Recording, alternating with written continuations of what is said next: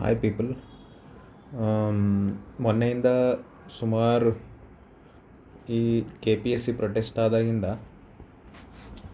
ಮುಂದೆ ಏನಾಗುತ್ತೆ ಅಂತ ಭಾಳ ಜನಕ್ಕೆ ಗೊತ್ತೇ ಇಲ್ಲ. ಹಂಗಾಗಿ ನಾನು ಕೂಡ ಲೆಸನ್ಸ್ ಮಾಡೋದು ನಿಲ್ಲಿಸಿದ್ದೀನಿ.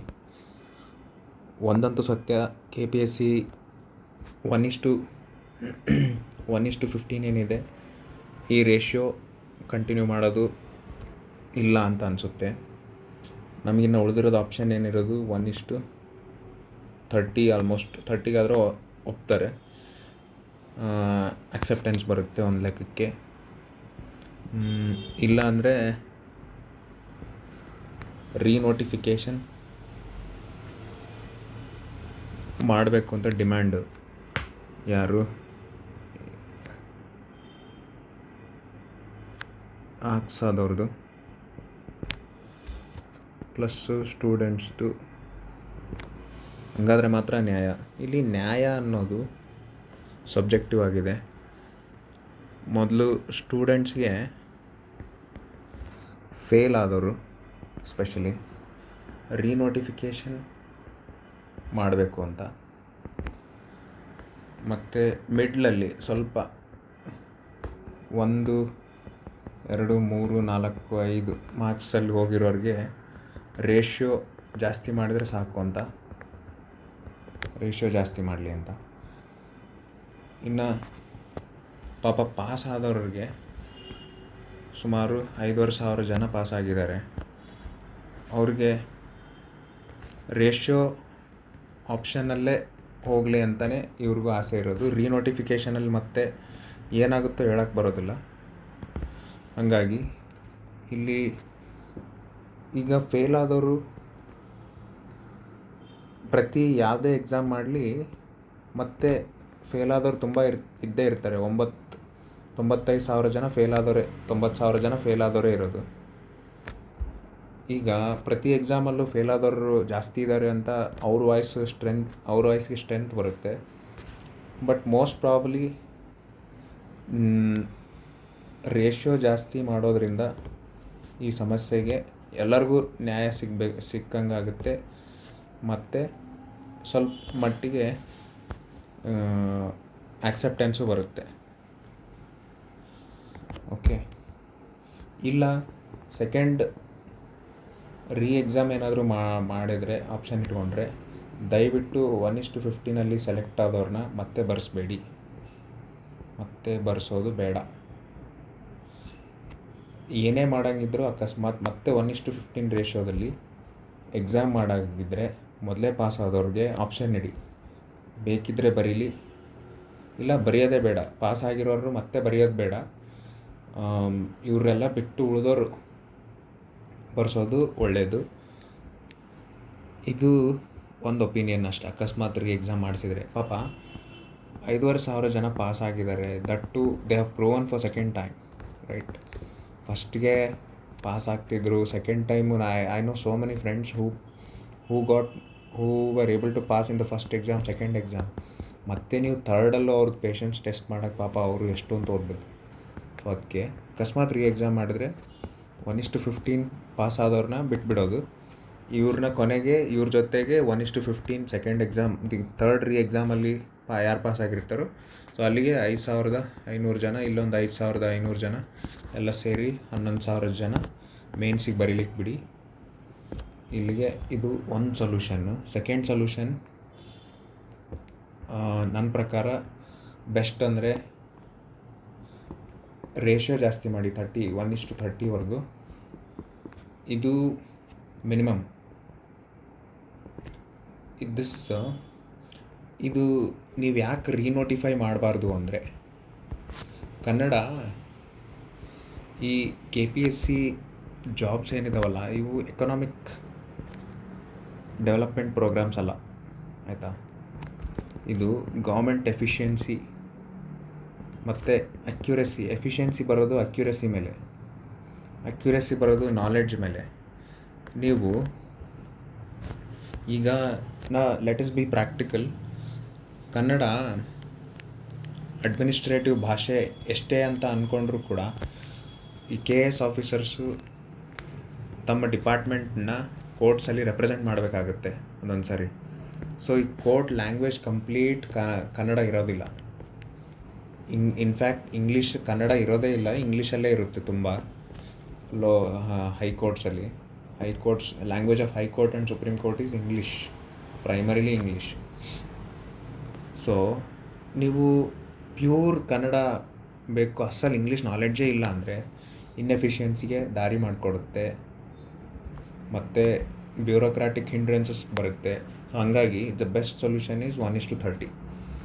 ಇದು ಒಂದು ಲೆಕ್ಕಕ್ಕೆ. ಈಗ ರಿಯಾಲಿಟಿ ನೋಡೋಣ.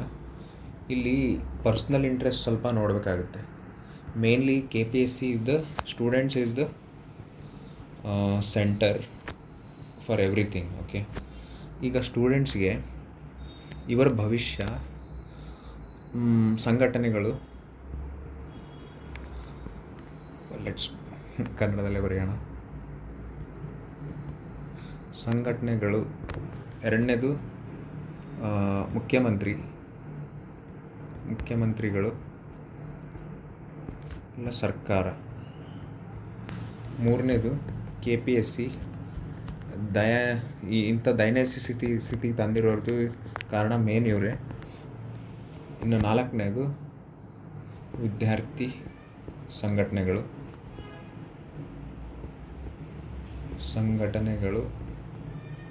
ಇದು ಈ ಕರವೇ ಆ ಥರದವರು.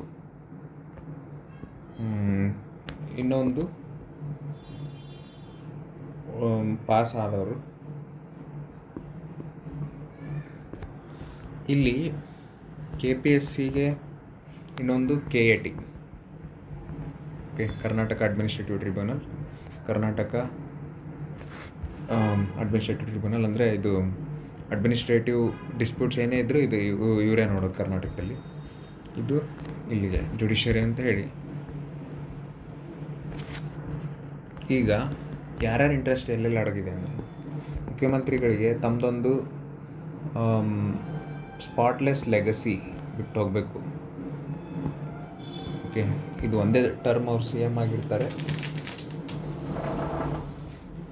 ಹಾಗಾಗಿ ಸ್ಪಾಟ್ಲೆಸ್ ಲೆಗಸಿನ ಬಿಟ್ಟೋಗೋದು ಇವರ ಇಂಪಾರ್ಟೆಂಟ್ ಉದ್ದೇಶ. ಇನ್ನು KPSCಗೆ ತನ್ನ ತಪ್ಪುಗಳನ್ನು ಹೊರಗಡೆ ಬರಬಾರ್ದು.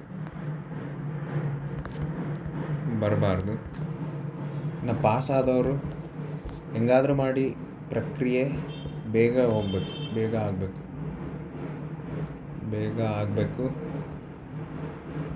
ಇನ್ನು ವಿದ್ಯಾರ್ಥಿ ಸಂಘಟನೆಗಳಲ್ಲಿ ಮುಖ್ಯವಾಗಿ ನ್ಯಾಯ ದೊರಕಿಸ್ಕೊಡ್ಬೇಕು ಒಂದು. ಇನ್ನೊಂದು, ನ್ಯಾಯದ ಮೂಲಕ ತಮ್ಮ ಬೆಳವಣಿಗೆ, ವಿದ್ಯಾರ್ಥಿಗಳ ನ್ಯಾಯದ ಮೂಲಕ ಸ್ವಯಂ ಬೆಳವಣಿಗೆ, ನ್ಯಾಯದ ಮೂಲಕ ಒಂದು ಇಶ್ಯೂ ಬೇಸ್ಡ್ ಪರ್ಸನಲ್ ಗ್ರೋತ್, ನ್ಯಾಯ. ಅದಾದಮೇಲೆ KAT ಇದು ಕೈಗೊಂಬೆ ಅಷ್ಟೇ. ಯಾರು ಕೈಗೊಂಬೆ? ಸ್ಟ್ರೆಂತ್ ಏನಾದರೂ ಕಡಿಮೆ ಇದ್ದಾಗ ಮುಖ್ಯಮಂತ್ರಿಗಳ ಮಾತು ಕೇಳ್ತಾರೆ, ಸ್ಟೂಡೆಂಟ್ ಪ್ರೊಟೆಸ್ಟ್ ಜಾಸ್ತಿ ಆದಾಗ ಸ್ಟೂಡೆಂಟ್ಸ್ ಪರ ಇರ್ತಾರೆ. ಸೊ ಇದು ಜಸ್ಟ್ ಮೋಸ್ಟ್ಲಿ ಕೈಗೊಂಬೆ. ಇನ್ನು ಸಂಘಟನೆಗಳು, ಇವರು ತಮ್ಮ ಶಕ್ತಿಯನ್ನು ಪ್ರದರ್ಶಿಸೋಕ್ಕೆ ಇರೋದು. ಓಕೆ, ಇನ್ನು ಇದರಲ್ಲೆಲ್ಲ ಕುಕ್ಕಾಗ್ತಿರೋದು ಯಾರು? ವಿದ್ಯಾರ್ಥಿಗಳು. ಇದನ್ನೆಲ್ಲ ನೋಡಿಕೊಂಡು ಇದರಲ್ಲಿ ಯಾರು ತಪ್ಪು ಯಾರು ಸರಿ ಅಂತ ಹೇಳಕ್ಕೆ ಬರಲ್ಲ. ಸರಿ ತಪ್ಪು ಯಾರು ಅಲ್ಲ, ಸರಿ ತಪ್ಪು ಒಂದು. ಇಲ್ಲಿ ನೋಡಿ, ಈ ಸಮಯಕ್ಕೆ ಪೇಪರ್ ಈ ಥರ ಸುಮಾರು 20 ವರ್ಷದಿಂದ ನಡ್ಕೊಂಡು ಬಂದಿದೆ. ಇವಾಗಲೇ ಯಾಕೆ ಒಂದು ಕಾರಣ, ರೈಸ್ ಆಫ್ ಕಮ್ಯುನಿಕೇಷನ್. ತುಂಬ ಇಂಟರ್ ಕನೆಕ್ಟೆಡ್ ವರ್ಲ್ಡ್ ಇದೆ. ಓಕೆ, ಲಾಸ್ಟ್ ಟೈಮ್ ಎಕ್ಸಾಮ್ ನಡೆಸಿದಾಗ 18 ಸುಮಾರು 1822 ಅಲ್ಲಿ ಇಷ್ಟೊಂದು ಕನೆಕ್ಟೆಡ್ ಇರಲಿಲ್ಲ. ಓಕೆ, ಒಂದು.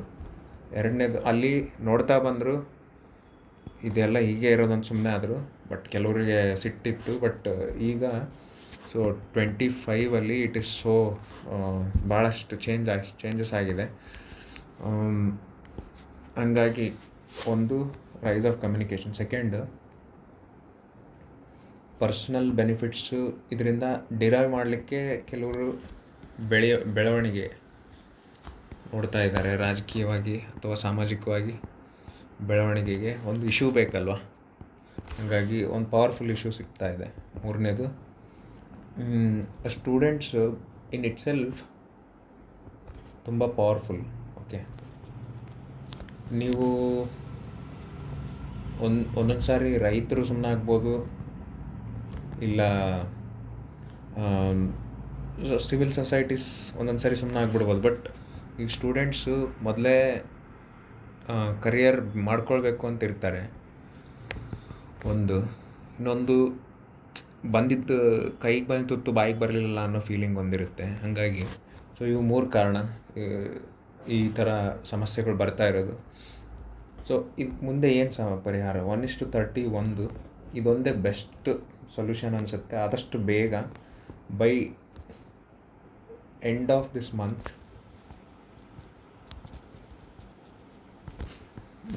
1:30ಗೆ ಇದು 1:30 ಎಲ್ಲರೂ ಒಪ್ಪಿಸಿ. ಬೇಕಂದರೆ ನಿಮಗೆ 1:35 ಮಾಡಿ 5% ಕನ್ನಡ ಮೀಡಿಯಮ್ ಸ್ಟೂಡೆಂಟ್ಸ್ಗೆ ರಿಸರ್ವ್ ಮಾಡಿ. ಪಾಪ ಉಳಿದವರು 1:15 ಸೆಲೆಕ್ಟ್ ಆದವರು ದಯವಿಟ್ಟು ಅವ್ರ ಮನಸ್ಸನ್ನು ನೋಯಿಸ್ಬೇಡಿ. ಅವ್ರಿಗೆ ಸ್ಟ್ರೆಂತ್ ಇಲ್ಲ, ಅವರು ಸಂಘಟನೆ ಇಲ್ಲ, ಅವ್ರನ್ನ ಕೇಳೋ ವಾಯ್ಸೇ ಇಲ್ಲ ಈಗ. ಆಲ್ಮೋಸ್ಟ್ ಅವ್ರೇನು ತಪ್ಪು ಮಾಡಿಲ್ಲ ಪಾಪ. ಅವ್ರಿಗೋಸ್ಕರನಾದರೂ ನಾವು ನ್ಯಾಯದ ಹೆಸರಿನಲ್ಲಿ ಅನ್ಯಾಯ ಮಾಡಬಾರ್ದು. ನ್ಯಾಯದ ಹೆಸರಿನಾಗ ಅನ್ಯಾಯ ಆಗ್ತಾ ಇದೆಯಾ ಅಂತ ನೋಡ್ಕೊಳ್ಬೇಕಾಗ್ತದೆ. ಅವ್ರೇನು ತಪ್ಪು ಮಾಡಿದರು? ಇದರಲ್ಲೂ ಕೂಡ ಕನ್ನಡ ಮೀಡಿಯಮ್ದವರು ಪಾಸಾಗಿದ್ದಾರೆ. ಹಾಗಾಗಿ 1:30 ಮಾಡಿ, ಇಲ್ಲ 1:30 1:35 ಮಾಡಿದರೆ 5 ರೇಷಿಯೋನ ಕನ್ನಡ ಮೀಡಿಯಮ್ ರಿಸರ್ವೇಷನ್ ಕ್ಲೈಮ್ ಮಾಡಿದವ್ರಿಗೆ ಕೊಡಿ.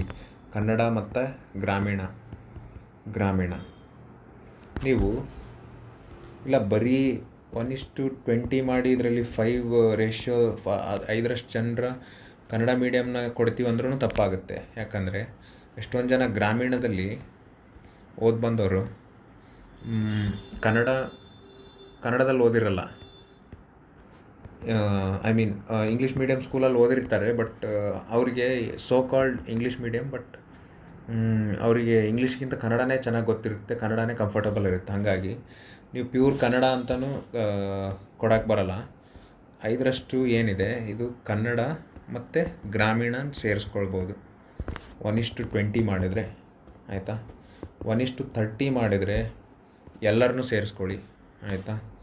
1:35 ಮಾಡಿದರೆ ಎರಡಕ್ಕೂ ಸೇರಿಸಿ 5ರಷ್ಟು ಕನ್ನಡ ಗ್ರಾಮೀಣ ಜಾಸ್ತಿ ಮಾಡಿ.